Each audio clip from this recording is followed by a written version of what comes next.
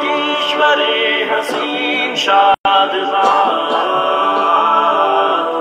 تو نشان عزم عالی شان عرض پاکستان قوت عوام قوم ملک سلطنت پائندہ تابندہ باد شاندار منزل مراد پرچم ستارہ و ہلال رہبر ترقی و کمال ترجمان ماضی شان حال جانے استقبال سایہ خدائے ذوالجلال. بسم الله الرحمن الرحيم نحمده ونصلي على رسوله الكريم أما بعد فأعوذ بالله من الشيطان الرجيم. بسم الله الرحمن الرحيم. فاسألوا أهل الذكر إن كنتم لا تعلمون. زستا سرور محمد نسیم د دارالافتا والقضاء پېښور آنلاین فرفق سیسټم نه ستاسو خدمت کې حاضر یم. ما سره دارالافتا والقضاء رئیس حضرت مولانا مفتی غلام فرید حقانی صاحب دامت برکاتهم هم تشریف فرما دے. تاسو چې څه سوال کوئ څه قسمه سوال زمونږ موبایل نمبر دی 091 52 664 په دې باندې چې څوک فون وکړي نو هغه به د سوال جواب زر میلاویږي او کمنټ کې چې هم د سوالونه کولی شي. زه اوس د دې پروګرام باقاعده آغاز کوم. مفتی سے محترم دا 14 اگست مناول څنګه دی؟ اعوذ باللہ من الشیطان الرجیم. بسم اللہ الرحمن الرحیم. رب اشرح لی صدری ویسر لی امری واحلل عقدۃ من لسانی یفقهوا قولی وما توفیقی الا باللہ علیہ توکلت والیہ انیب. اللہم صلی علی محمد وعلی آل محمد کما صلیت علی ابراہیم وعلی آل ابراہیم انک حمید مجید. ټولو ناول تاسو دغه سوال دی چې 14 اگست سبا روان دی. سبا 14 اگست دی نو دا خلک یو رسم په توګه باندې مناوي. د دې شرعي څه حکم دی؟ بدعت دی او کنه دی؟ اکثر خلک دې ته بدعت وایي. نو 14 اگست دغه د پاکستان ورځ په خوشحالۍ باندې څوک نمانځي د یو رسم د رواج دی. نو د ملک د ازادۍ ورځ څوک نمانځي بطور رسم و رواج. نو دا کې هیڅ قسم قباحت پکې نشته. قباحت پکې اله جوړیږي چې څوک رسم و رواج بطور دین نمانځي چې دا دین دی هغې ته دین وایي، ثواب ورته وایي، رواج او رسم ته ثواب وایي. نو بیا دغه رسم و رواج ته بدعت ویلی ځکه چې په دین کې یو کار نه وي ورته ورته دین وایي دې ته بدعت ویلی شي. نو که څوک 14 اگست په دې وجه باندې نمانځي چې دا یو دین کار دی، دینی کار دی، ثواب کار دی، ثواب ورته منصوبوي، نو بیا خو جایز نه دی. 14 اگست یا د ملک د آزادولو ورځ دا په اسلامي حکومتونو کې اسلامي جمهوري حکومتونو کې خلک المنځي دا هیڅ قسمه قباحت پکې نشته، ګناه پکې نشته. چې کومه ورځ باندې تا ته الله پاک ازادي درکړې وي، ملک آزاد کړی وي، په هغې ورځ باندې خوشحالۍ اظهار کوي. او هره ورځ چې د خوشحالۍ اظهار ته کوې نو هغه به د شریعت د حدودو کې دننه وي، بهر به نه وي. که شریعت په حدودو نه بهر راووتې نو بیا د خوشحالۍ لمانځل تا دپاره بیا هم جایز نه دي چې پکې اسراف کوې، په دې کې داسې څیزونه ته استعمالوي چې هغې فایده نه راوځي، یا پکې هوایي فایرنګونه کوې، د چا د مړولو رسک وي پکې، نقصان چا د زخمی کولو رسک پکې. نو داسې ورځ کې چې شیطاني کارونه کوي، اعمال کوي، بیا جایز نه دي. په دې ورځ باندې ته نوره تقریبات کوي، خوشحالۍ اظهار کوي د ملک د ازادۍ نه چې چا چا قربانۍ پکې علماء کرامو کړي دي، کم کم حالات پې تېر شوي دي خلکو باندې، عوامو باندې، هغه خلکو ته بیانوي، تقریبات پکې کوي، جلسې په هم پکې کوي، خلک خبرای رغونډای په دې ورځ باندې، او شکرانې نفلونه کوي او خلکو ته وایي چې شکر ادا کړي چې دا ملک آزاد شوی او داسې داسې قربانۍ ورکړي زمونږ مشران. نو دې کې قباحت نشته ده، دا ښه عمل دی، ګناه پکې نشته، دا تل منزلی شي. 14 اگست ورځ چې څوک لمانځي سبا ورځ نو خوشحالۍ اظهار کوي دا د خپل ملک سره د وفادارۍ اظهار ده د خپل وطن سره د وفادارۍ اظهار ده او چې څوک په دې ورځ باندې خوشحاله نه وي چې زما ملک آزاد شوی دی په دې ورځ خوشحالۍ اظهار نه کوي نو گویا کې دی په اندروني طور باندې په غلامۍ باندې خوشحاله دی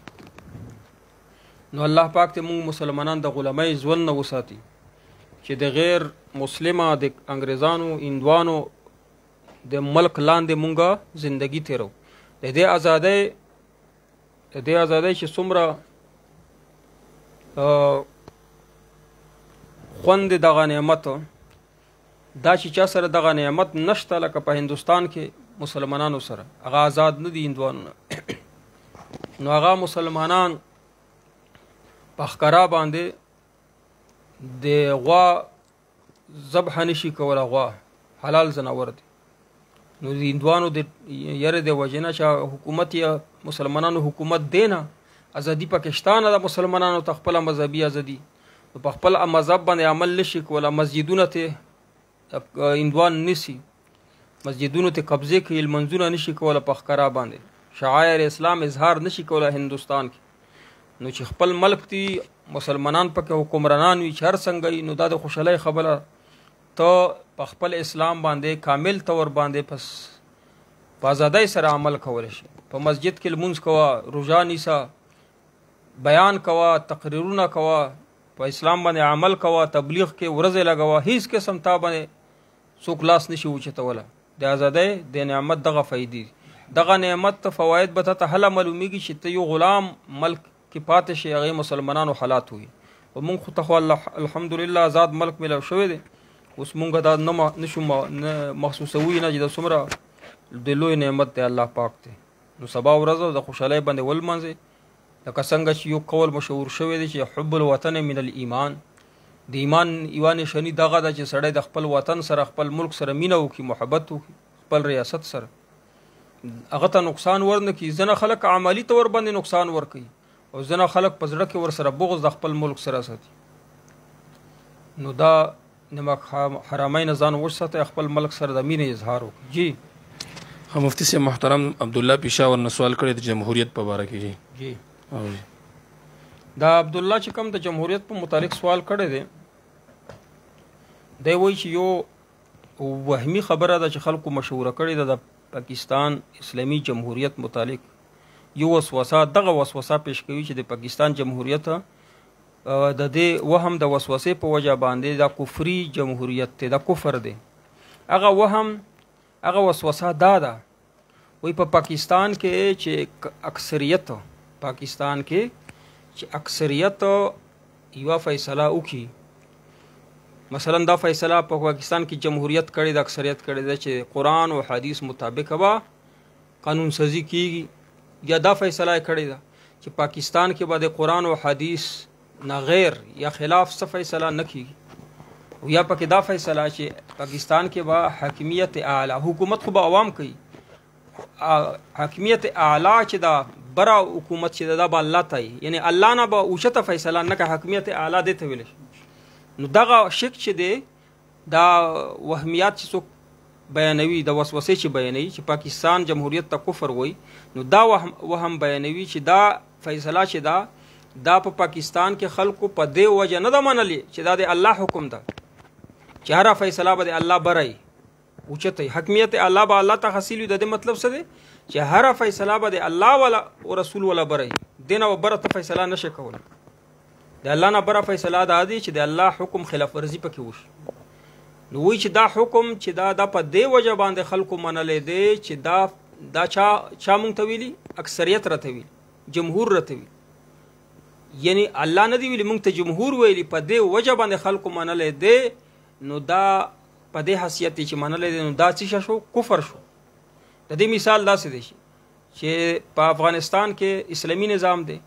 نو شورا سره راغونډه شي شورا کې څو کسان مثلا 10 کسان دي شورا راغونډه شي هغه وایي چې زمونږ دستوري بیان کړی خدای امارت اسلامي ټولنه اوله لویه جرګه راوغوښته چې خپل عین او منشور بیان چې زمونږ به د قرآن او حدیث مطابق د اسلامي نظام چلو نو شورا چې کله یا لویه جرګه کېناسته، لویه جرګه کې ډېر کسان، نو دوی یوه فیصله وکړه، یوه مشوره وکړه چې زموږ ملک په چلیږي په قرآن او حدیث د فیصلو لاندې. صحیح دی. نو اوس زه وایم چې دا طالبانو حکومت امامت تسلیمي حکومت چې کم دی دا اسلامي نه دی، ځکه چې دوی جرګې دا فیصله وکړه، لویه جرګې فیصله وکړه، یا د دوی شورا دا فیصله وکړه، یا به هره صورت زه وایم چې امیر المؤمنین داسې ویلي دي چې په افغانستان کې به قرآن او حدیث ولا نظام وي. نو د افغانستان کې چې د قرآن او حدیث نظام دی دا په دې حیثیت سره نه دی چې د الله نظام دی، په دې وجه دی چې د امیر المؤمنین ویلي یا شورا ویلي یا لویه جرګه ویلي، په دې وجه زه ورته غیر اسلامي وایم. دا څه وجه ده؟ که دا خو شیطاني وهم ده. پاکستان کې که اکثریت یعنی ډېرو خلکو په وجه باندې دا وویل شي چې دلته به د الله او رسول حکم چلیږي، نو دا باندې نه کفر کېږي، د سره حیثیت د حکم نه بدلیږي. په افغانستان کې که یو امیر المؤمنین ووایي یا کلت داسې ووایي یا شورا داسې ووایي چې په افغانستان کې به حکومت اسلامي وي، نظام به اسلامي وي، قرآن او حدیث مطابق فیصلې به، نو په دې وجه باندې دا حکم حیثیت نه بدلیږي چې دا حیثیت بدل شو، دا د الله حکم اوس نه شو، د چا حکم شو؟ د شورا حکم شو،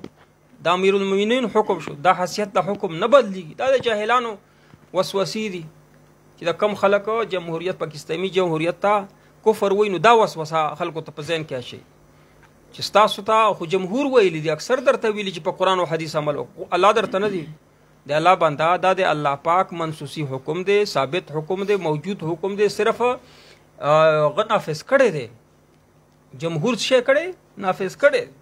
په افغانستان کې اسلامي حکومت دی، هغه کې نفاذ امیر المؤمنین کوي، شورا یې کوي، او پاکستان کې اکثریت یې کوي. او جمهوریت په پاکستانی جمهوریت چې اسلامي جمهوریت ورته ویلی شي یا دی په دې وجه دی چې د الله او رسول نه بره پکې فیصلې نشه کولی، په دې باندې پابندي ده. دا چا ویلي؟ د علما کرامو په آیین کې کلک لیکلي دي چې نه شي کولی. علما کرام دنیا نه تلي، خو لیکن پاکستان جمهوریت ته دومره ښکلې پابند کړی دی چې جمهوریت فیصلې کوي انتظامی امورو کې، خو منسوسي امورو کې چې کار ونه لري، چې کوم ځای کې چې الله فیصلې کړي پې کې به کار نه لري. که ودې لاره بیا خو بیا د آیین خلاف ورزي وکړه. او که ته په انتظامی امورو کې فیصلې کوي هم د الله او رسول حکم نه به اوچت نه ځې، قرآن او حدیث نه به خلاف نه ځې. نو د پاکستان کم جمهوریت ته په دې وسوسې باندې په دې وهم باندې کفري کېږي نه. که ته چې کم دا څوک د وهم پیدا کوي چې تاسو په دې وجه باندې دا اسلامي شکونه منلي دي چې دا د جمهور فیصله ده، په دې وجه مو نه ده منلي چې دا د الله فیصله ده، حیثیت یې بدل شو، ورته وایي دې باندې قرآن او حدیث نه دلیل نه، دا زما عقل کې دا خبره راغلی، دلیل نشته. ستا د عقل کې دا خبره راغله نو تا دا پورا په لوی لوی اکابرین علما کرام مفتی شفیع صاحب، شبیر احمد عثماني صاحب باندې، هزاروي صاحب، هغه په دې نه پوهېدل چې دا شی کې په آیین کې اچوم چې حکمیت الله تغسیل وي، هغه په دې نه پوهېدل چې د سره حیثیت بدلیږي، او ته پوهېږې او در سره څه شی دلیل در سره نشته. دلیل څه شی؟ صرف عقل دی. نو دغه خبره دوی غلطه ده. پاکستان اسلامی جمهوریه پاکستان دی، او په دې جمهوری اسلامی لاره کې علما کرام کوششونه کوي چې کومه پاتې قوانین د لاړ میکاله ولدي هغه مکمل طریقې سره څه شي اسلام طرف ته راوړي. نو د علما کرام سره ودرېږي، که ودرېدلی نشي نو ځان نه مخالف د علما کرام قطعا جوړ نه کړي. صحیح دی، مخالفت یې ونه کړي. دا شوبه ختمه شوه که نه؟ دنیا شوه که نه؟ دا شوبه شیطاني و شوبه وه، نو بس په الزامي جواب سره، په عقلي جواب سره دنیا شوه. نقل خو ده نه دی کړی چې قرآن او حدیث یې پیش کړي نو مونږ نقلي جواب ورکړو. نو دا عقلي شوبه پیدا کړې وه، مونږ په عقلي شوبې په الزام سره په دلیل سره دنیا کړه. جی مخکې وایه. جی وایه. د دې متعلق سوال دی که بل ووایه؟ ته ورکړه شابه زر وکړه چې بیا دا اعتراض دا دی جی بعضې ملګري وایي چې قرآن او حدیث شریعت کې خدا دی چې عالم دا د عامي برابر نشي کېدی. لو قرآن کې آیات ته قل هل یستوی الذین یعلمون، او په جمهوریت کې عالمان او ښځې او سړي سره برابر دي. ورکه زه په پوه شو سوال دا طریقه انتخاب باندې اعتراض کوي چې کله مونږ بادشاه کله منتخب کوو، بادشاه یا مونږ ممبر د پارلیمنت ته منتخب کوو، نو رای د ښځې رای او د سړي رای، د عالم رای، د اجرا رای، د ټولې رای څه دي؟ برابر دي. نو په دې کې چې دا ټولې رائے خلکو نه رائے اخلي رائے د خلکو برابر دي په طریقه انتخاب کې د بادشاه په انتخاب کې په دې کې منع چرته راغلی قرآن او حدیث کې چې دا دوی رائے به برابر نه کته وایي چې لکه شهادت باندې قیاس کوي هغه باندې خو مونږه دعوا کوو چې څوک دعوا وکړي کنه شاه باندې دعوا وکړي نو هغه د پر مونږه ته گوايان دوه پکار که خزه وي نو خزه په ځنه ځای کې خزه دوی دا یو سړی په مقابله کې یو سړی یو خزه داسې وي کنه د مال پغه کې چې الله وایي چې تاسو چته پیسې ورک نو یو سړی وي او بل طرف ته به دوی خزي وي یعنی یو خزه د یو سړی برابر نه په گوايي کې نو دا خو رای اخیستلی صرف رای ته اخلي خزونه رای والے سړی نه رای والے چې تا کم خوخته دا دوی رای چې سره برابر کړي دي نو د کې اسلام کله ویلی چې په د بادشاہ په انتخاب کې بعد خلکو رای نه سره برابر د عالم رای بدرناوي دا سه انتخاب چرته شوی دی دا سه انتخاب صرف په شورا کې کله چې شورا انتخاب وشي او شورا به څوک منتخب کوي دغه عام خلک په منتخب کوي رای به برابر ساتي رای با د بریلی د دیوبندی د پنځپيري او د خزه د سړی د خنثی مشکل د ټولو رای به اخلي چې یو شورا د پر کم ممبر منتخب ممبر خو په الله پاک ته نه منتخب کوي کنه شورا ممبر په دې رای به منتخب کوي حضرت عثمان رضی الله تعالی عنہ چې کله انتخاب وشو عبدالرحمن بن عوف رضی الله فرمایي چې کله عبدالرحمن بن عوف رضی الله ته اختیار ملاو شو چې توس علي رضی الله په عثمان رضی الله کې څوک منتخب کړي نو عبدالرحمن رضی الله فرمایي د انتخاب نه مخکې چې زه د مدینه په غلې غلې کې وګرځیدم زناناو نه مې رای واخیست سړونو مې واخیست مشومانو نه پردیدار خر خزونه مې رای واخیست نو د دې رای په مطابق باندې ما ته معلومه شو چې حضرت عثمان رضی الله تعالی عنہ به خلیفہ امیر المؤمنین وي رای خو اخیست نبی علیہ الصلوۃ والسلام هم رای اخیست د کفارو نه اخیسته منافقینو نه اخیسته کله اخیسته چې کله ریاست مدینه په اول کې قائم شو نو څوک ولاړو حکمرانی ته عبد الله ابن ابی نبی علیہ الصلوۃ والسلام تشریف اورینه مخکې د پر تاج او تخت تیار شوی عبد الله ابن ابی د خو بیا خلکو رائے ورکړه چې نه زمونږه امیر بسوک وي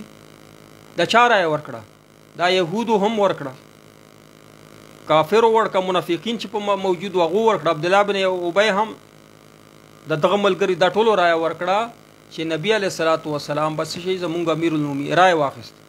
او دوی نه رائے واخیسته چې دا ریاست مدینه بسنګت چلو کافرو پکې رائے ورکړه مسلمانانو پکې رائے ورکړه هر چا پکې خپل رائے ورکړه هغه مطابق میثاق مدینه ولیک نو دا رائے د خلکو نه اخیستل او برابرول سره د اسلام کې منع کله راغلی د لپاره چې تا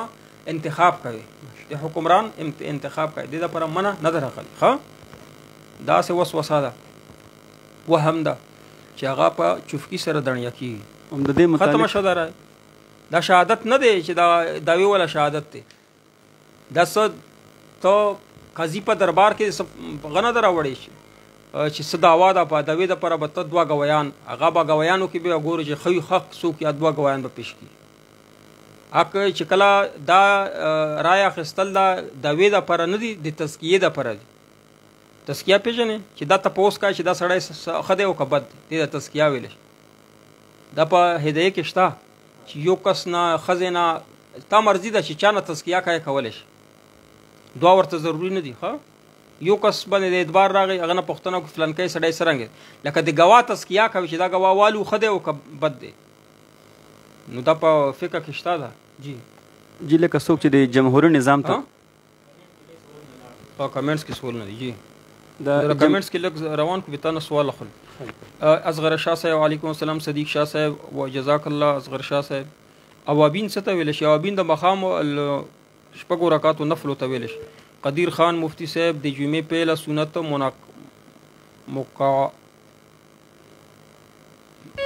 موقدا لکه چې لیکلي قاف سره د لیکي جمعې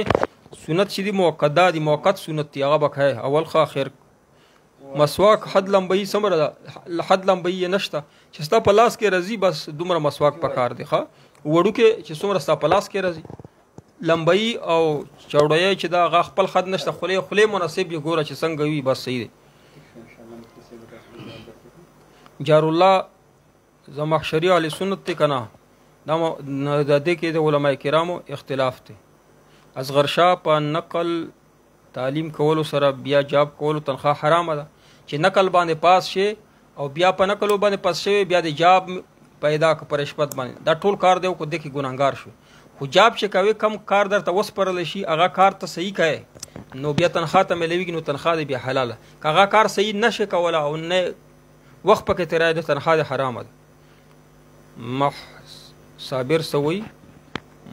جی ماشاءاللہ تبارک مفتی سے محترم دعاؤں کی طرح سے میرے کمر میں درد ہے سر پر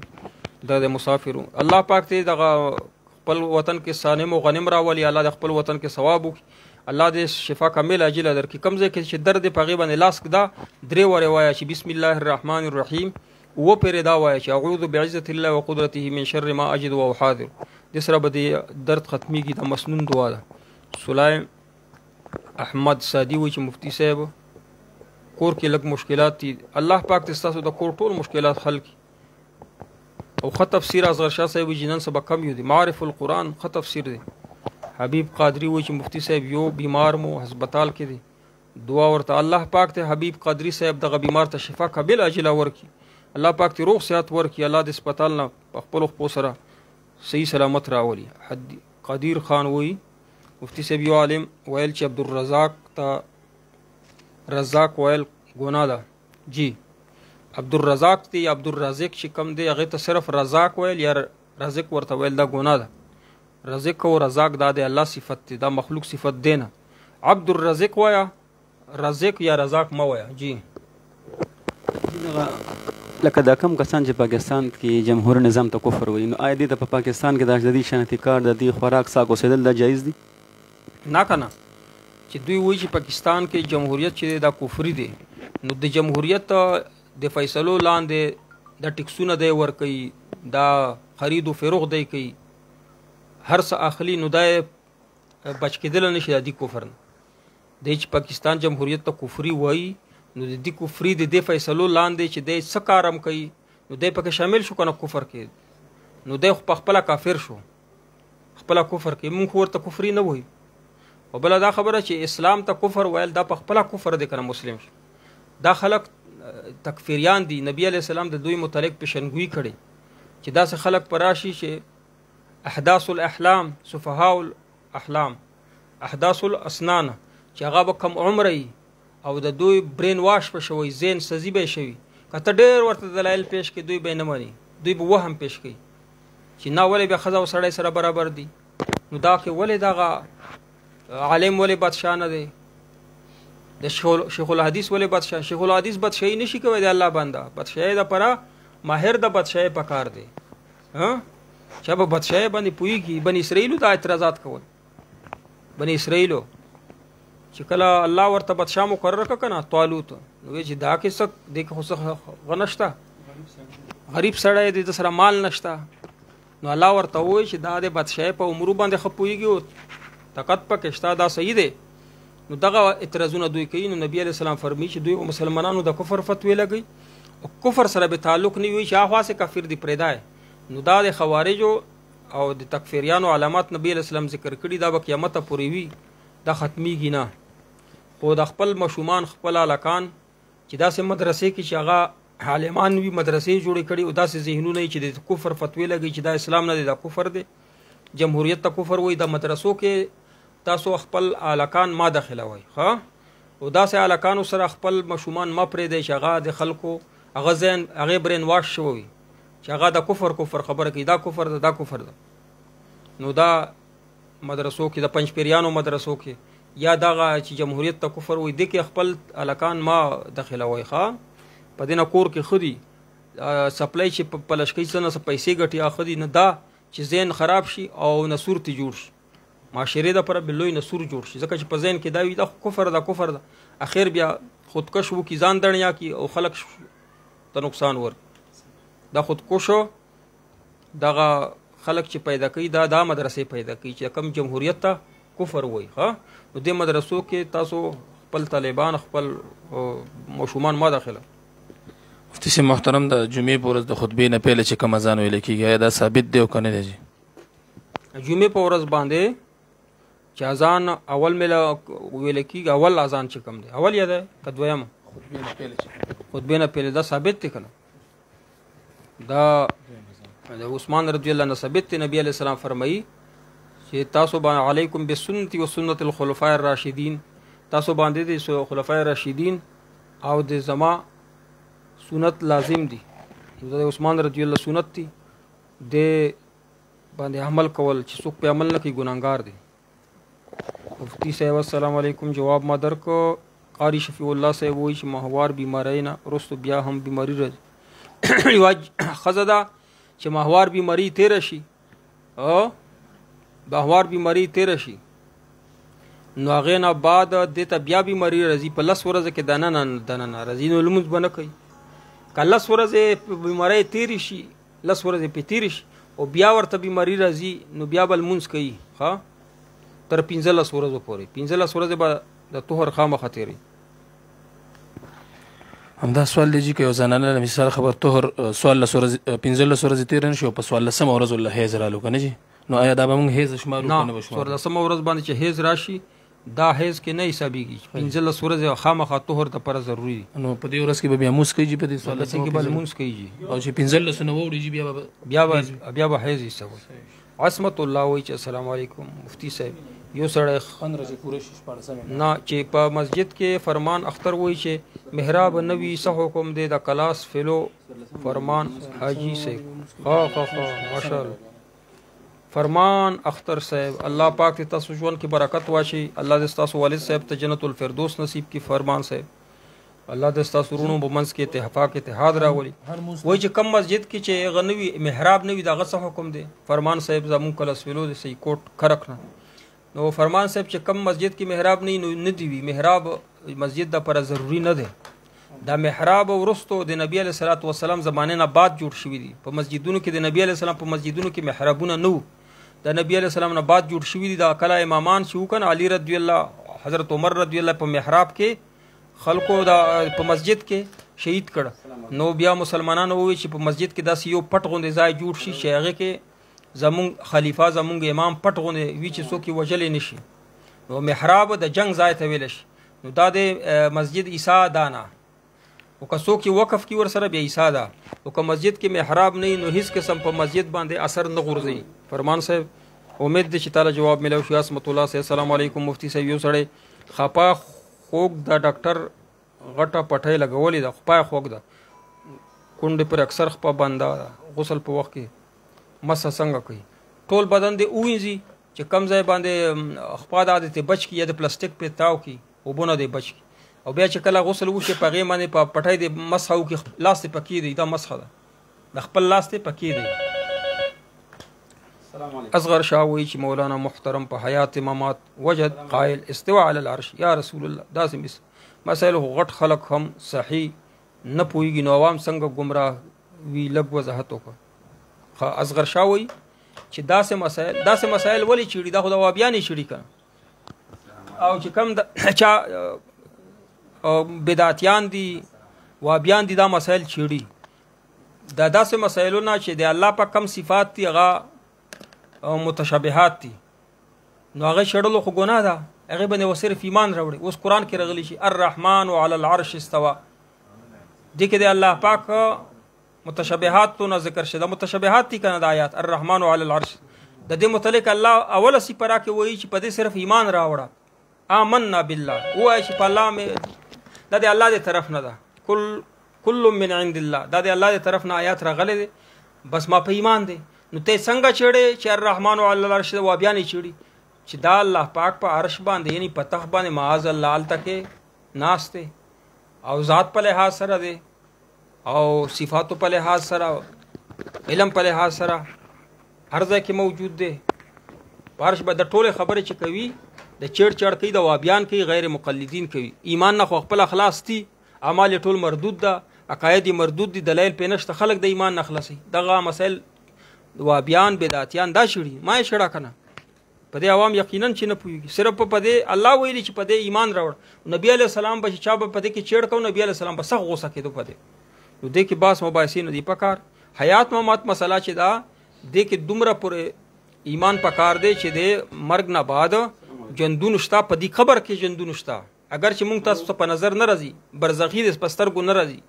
پردا دی خو په دې قبر کې ژوندون شته په دې قبر کې وال ټکول شته ثواب پکې شته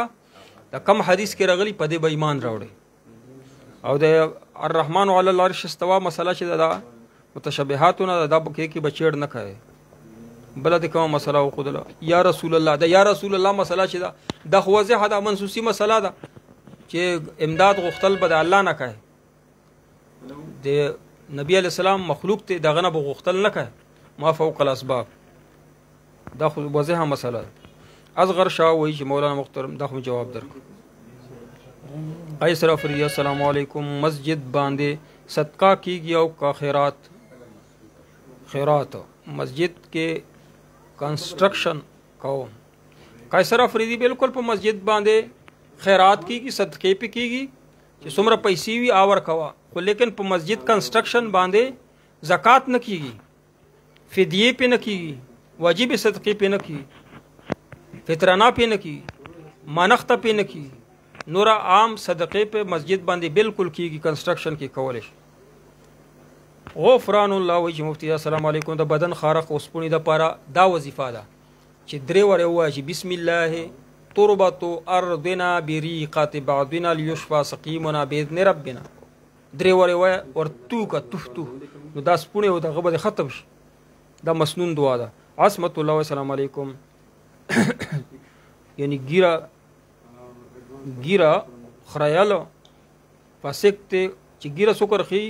فسکته کنا گواہی قبلی کنا گواہی خو قبلیږي خو ارخیالو سره فاسکته او گواہی قبلیږي ښا د زنا احکامات چې دا مرور زمان سره زمانه سره بدلیږي د چې تفقه وای اصول فقه وای نو ګیره خریالو سره باته غنل لري کوي چې دا گواہی د دنه قبلیږي نور اعمالی که خرابي دروغجن مشهوري نو بیا وین گواہی نه قبله صرف په ګیره خریالو باندې گواه نشو واپس کولای نن سبا مرور زمان په وجه باندې احکامات بدلیږي اجتهادي احکامات الله دې تاسو ته مونږ ټول ته هدایت نصیب کی سید محمد وی چې شجاع الملک ګل نصیب خان ته ادب او احترام پکار دی کنه یقینا چې پکار دی خودوی کې ادب شته نه شجاع الملک زمونږ ملګری دی زما سره یو کمرې کې پاتې شوی نه وکمنډي خو دغه ادب بالکل شته نه چې دیش په اخر کې دا گمراه شوی انجام یې خراب شي څومره دین د پر یقینا چې د قربانې دومره تکړه عالم دی خو په دا په اخر کې چې دمه د څه چل وشو کورسۍ دا پاره د علماء کرامو سخت بیا ادبي کې ګستاخی کوي د بیا به معنا بلګری خپاشي د زنه یو پرټۍ دا چې پرټۍ ته لاړې کنه مفتی عبدالقوی به درنه جوړي قدرتی په دې پرټۍ کې د امر بدبختی دا کنه چې څوک د دې پرټۍ سره تعلق ساتي کنه یا د دې سړی سره مینا کوي چې هر څوک ته تاسو پیژنې نو غنه الله پاک په دنیا کې و شرمي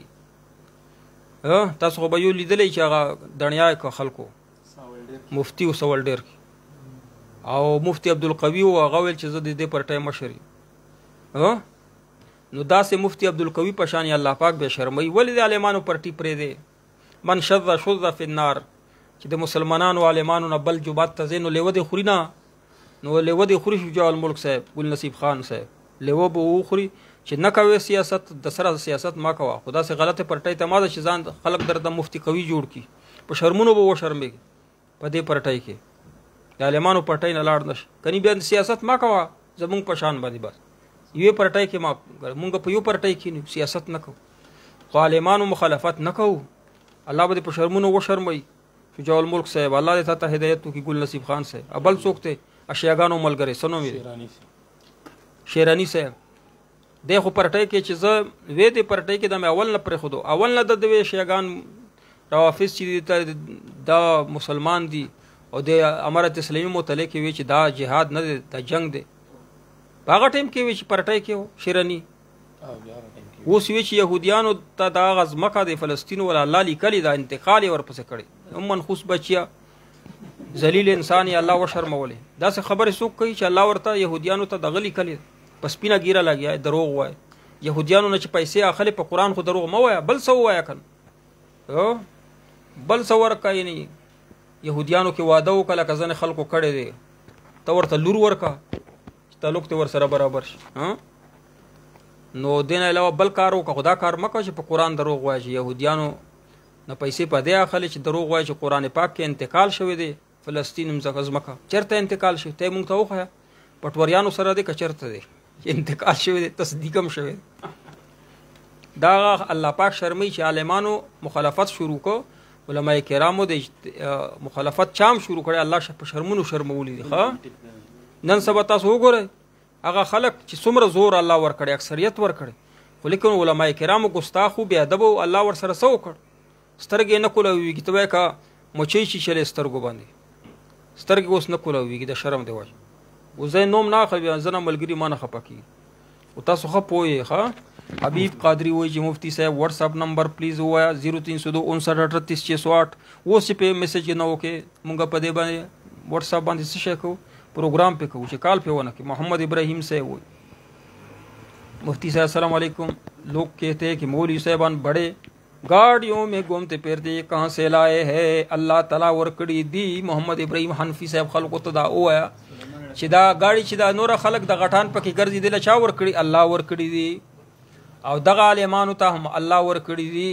اوس که ته وایې چې دا ښه کار یې نه دی کړی الله پاک سره په جنګ شه جنګ وکړه دی الله پاک سره الله پاک ورکړي دي که نه کم ځای نه راوړي ته داسې عالم ښودلی شې چې هغه په رشوت باندې گاډي اخیستي داسې عالم ښودلی شې چې هغه پس د چرسو په سمګلینګ باندې گاډي اخیستي داسې عالم ښودلی شې چې چا نه ځمکه نیولي تعصب بې په هغې باندې گاډي اخیستي سپینو کپړو کې ګرځي نو دا معنا چې الله ورکړي دي جی سلیمان علیه السلام په هغه وخت کې په جاز باندې ګرځېدو چې د جاز تصور نه په تخت به ګرځېدو په جاز باندې نبی علیه الصلاۃ والسلام په خپله باندې په خس ورلی باندې هغه وخت کې چې کم ښه لینک کروزر به وکړه لینډ کروزر به چې په هغه وخت کې په جارو به چې په هغې بس ورلي کوله نبي علیه په هغه وخت کې لینډ کروزر یې داسې وي لکه د اسونه او د بله اوښه نو نبی علیه الصلاۃ والسلام به په ښه اوښانو باندې کچر باندې چې ښه به و په ټولو کې په هغې به یې سورلي کوله نو ملایان چې ټولو کې ښه نوې ګاډي وي قیمتي ګاډي په هغې باندې سورلي کړي دا سنت دي الله ورکړي دي مفتی صاحب محترم دا ښه ګاډي کې خو به کښېنې نه ځکه چې دا مسنون خبره نه ده چې ته خراب ګاډي کې کښېنې ملا ہے او کله یو ځای کې ولاړي کله بل ځای کې ولاړي په دې کې به نه کښېنې سنت دا دي چې نوې ګاډي کې به کښېنې ته څه وایې ته دې الله درکړي سایکل هم ښه چې نوې سایکل وي نو ښه خبره پیدل نه خو ښه دی جی غایبانه نماز جنازه دا جایز دی او که جایز غایبانه نماز جنازه نه ده جایزه او کوم امام چې دی وجې نه کوي چې ما نه پې مقتدیان خفه کېږي نو د امام په باره کې څه کم امام په دې وجه غایبانه جنازه کوي چې مقتدیان خفه کېږي نو دا د پسې لمونځ نه کېږي ځکه چې د دین د خلکو دپاره کوي ښه دې ته شرک خفي ویلی شي فمن صلی یرای فقد اشرک ومن تصدق یرای فقد ومن صام یرای دغه درې وړه ذکر شوي نو عبادت د دې دپاره چې خلق ماته ووایي چې دا ښه سړی دی نو دا شرک دی داسې ملا پسې بیا لمونځ نه کوي سعید محمد وایي چې حال یا نموس صحابہ اہل بیت بل پاس کرنے سے ایک مخصوص طبقے کو بہت تکلیف ہو گئی کیا وہ مسلمان ہوں گے نا نموس صحابہ بل باندې چې خپای نو څنګه مسلمان یې بل پاس شوی دی دا کم چې خلک جمهوریت ته کفر وایي دا وایي چې دا بل چې پاس شوی دی دا په دې حیثیت سره پاس شوی چې اکثریت پاس کړی دا خو وایي چې کفر یې کړی دا خو پې خپا دي ملګري تکفیریان دوی وایي چې دغه بل د نموس صحابه چې پاس شوی دی دا په دې حیثیت سره پاس شوی دی چې دا خلکو پاس کړی دی الله نه دی ویلی معاذ الله خاصیت یې بدل شوي دا کفر دی دا خو پې خپا دي ځکه چې دا خو خوارج دي خو لیکن نور د بله طبقه چې دا توره عتیق الرحمن صاحب جی پورا شو کسان بس عتیق الرحمن صاحب له سوال وکړه هغه چې ملکنډ رنګ کړی دی چې وعلیکم السلام ټینشن د پر یا حی یا قیوم برحمتک استغیث وظیفه د نثار سے مقام نواد 40 چا ویل چې د ځمکه راله په 10 لک ځمکه د ځان ته والی په قرض باندې بیا د په ګرانه خرڅ کې پیسې دي ته وایي عتیق الرحمن خوانی مرتد شي فرمان اختر مفتی صاحب زندہ باد برګه جنډا مې لګولي ماشاء الله فرمان زمونږ غده چرته برګه جنډې مونږ ته تنظیم دلته کې پکار دي کنه وړو کې شانت جنډا پکار دي د جمعیت ولا ملګری شتا اغوله پکار دي چې دلته درو افتاده پاره داسې جنډا راوړي چې دا پکې لګېدلی او جمعیت ولا پکې لګېدلی د جمعیت علماء ملګری د قرباني کوي کنه قرباني نه کوي د الله بندگانو جمعیت علماء اسلام کې لوی فرمان صاحب په خپل غمه کور باندې برګه جنډا لګولي الله پاک ته د حشر په دنیا کې عالمانو سره نیکو خلقو سره او په آخرت کې او فرمان صاحب ډېر نیک سړی دی الله دې سره مونږ جنت ته بوځي جی ماشاءالله چې مولانا صاحب مفتی صاحب ټولو لګولي او مونږ ته څوک نه راوړي چې دلته په د میز خو کم از کم ولګو ما هلته غوښتله که دا چې ما راوړله که نه هغه ته هغه غټه ده هغه چې مونږ دا اخیستله نو هغه ته مونږ ویل چې د جمعیت ولا جنډه هغه نه خرڅول د بله د نورې جنډې خرڅوي چې د بندي په بندي چې دا جی د عتیق الرحمن صاحب بل سوال دی جی و د دکاندار لکه خلک دکان نه په خري باندې اخلي نو څوک ورته پټکي څوک ورته سوي دا وی جایز دی چې دا ډېر پټکي یعنی پګړي چې ورته وای دغه اډوانس دکانونو ولا ډېر اخلي هغه ډېر په وجه باندې کریا ورته کم کی نو دا سود دی که دومره اخلي چې صرف چې زما سيزونه خراب نکي نو دا جایز دی نور مسائل خو نشته شته چې دا یو مرګر رنګ کړي وعلیکم السلام جی هغه رنګ کړي العیاذ بالله خوب مې لیدلی چې قرآن شریف باندې موړ کې بول کړي د خاصه تعبیر راته وچرته لګ حرام مال نه د ځان بچ کی دا مطلب دی حرام مال حرام خوري کا چرته حلال مال ورته راغی نو هغه نه توبه بس چې وای نه لی کا خستی وی نو دا د چاته ورکی کا پردې پیسې اخس یا کا ورته رواني حرام مال غنه ځان بچ دا مطلب دی زر زر وای بل چې زموږ یو مقتدر هغه دلته کډه روړه د خپل کور خپل جیدات دلته کې دی خو هغه وایي چې کله تیرا میدان ته لاړ شم جی نو هغه ځکه زموږ جیدات تیرا میدان کې سفر المنز کوم تیرال کې جیدات شته مکه د شتانو سفر المنز بنه کوي پورا المنز بکای دلته هم پورا کېلته هم پورا کوي د وطن اقامت ته او تیرا د وطن اصلي ده وطن اصلي اله ختمي کې چې ټول جیدات ار سره ختم کی ها جی خو یو امام دی چې هغه په یو رکعت کې درې سجده وکړي لاندې چې لاړو سجده امام په یو رکعت کې درې سجده وکړي نو بعض مقتدیانو دوه کې بعض درې وکړي چا چې دوه وکړي که درې وکړي په اخر کې د سجده سو وکړي امام مسجد سهو وکړي بیا به المنز صحیح شي جی حاجی بعض کسان صاحب الله د ټولې مسلې حل کړي امین الله دې حل کړي بعض کسان وایي چې پاکستان اړو آزاد نه لري لکه زموږ کلی علاقه کې د 14 اگست مسلمانانو پاکستان آزاد ځکه نه دی چې ستاول هغه يهودي په ناس نه په کرسي چې کله يهودي په کرسي کې نه بیا آزاد د الله بندگانو څنګه آزاد نه چې هر څوک کېناسته عمران خان په کرسي باندې کېناسته مسلمان دی او د بل شي دی نواز شریف کېناسته مولانا صاحب کېناسته آزاد دی مسلمان دی فسق و فجر کولې نه دی خو مسلمان دی چې مسلمانان بدشي کوي نو د ملک آزاد دی ازادي ته نعمت پښتنه د هندستان نه وکړي چې هغه آزاد نه دی مسلمانان غوا نشي الله ولې لمون نشي کولای ګيري نشي پر خودل ټول دو نمبرې شروع کړي وخت چې تیروي مداهنت پکای ازادي ډېر خپل نعمت ته پاکستان آزاد شوی دی آزاد دی سبا د خوشاله ورځ د خپل خوشالي وکړي په کور باندې د پاکستان جنډې او برګې جنډې ولګوي الله به ثوابونه درکړي دعا وکړئ الله پاک دې زموږ سره څوک په پروګرام کې شریک شوي دي په زړه کې سم مرادونه دي یا الله ټولو زړه مرادونه پوره کړي شرعي حاجتونه د ټولو پوره کړي قرآن او حدیث پوهه موږ ټولو ته نصیب زموږ کورونو ته د قرآن پاک د حدیث نور راولي زموږ کورونو ته د علم رڼا راولي الله پاک ته هر قسم شرورونه مسلمانان په امان کې د بیماران دي موږ ته ویلي چې دواره ته وکړه چې په هسپتالونو کې څوک په کورونو یا الله شفا کامله عاجله نصیب کړي یا الله ورته روغ صحت ورته نصیب کړي یا الله په کم مصیبت په تیر شه په دې اجر ورکړي نور په خوشاله ورکړي نعمت بدل یې ورکړي مردگان د اسلام ټول وبخ دغه دعا وکړي چې څوک بیروزګار دي روزګاری نصیب کړي چې روزګار شته په روزګار کې برکت ورکړي بهر ملک کې یا اولاد وطن ته سلیم او غنیم راولي چا اولاد نشته اولاد نرینه اولاد نشته چا ودونه نشته یا ودونه شته بل وده د پر کوشش کوي ټولو ته ودونه پزره پورې و نصیب کې تاسو ودونه چې سترګې پیښ اولاد یې نکمله کې نه فرمانه نه پامان کې چا اولاد شته فرمان بردار کې چا اولاد نشته اولاد یې نصیب او یا الله چې څوک قرضداري وي قرض نجات ورکې د موږ ملک حالات درست کې ننګای ختم کې زموږ ملک اسلامي نظام نفذ و دائم کې وصلی الله تعالی علی خیر خلق محمد و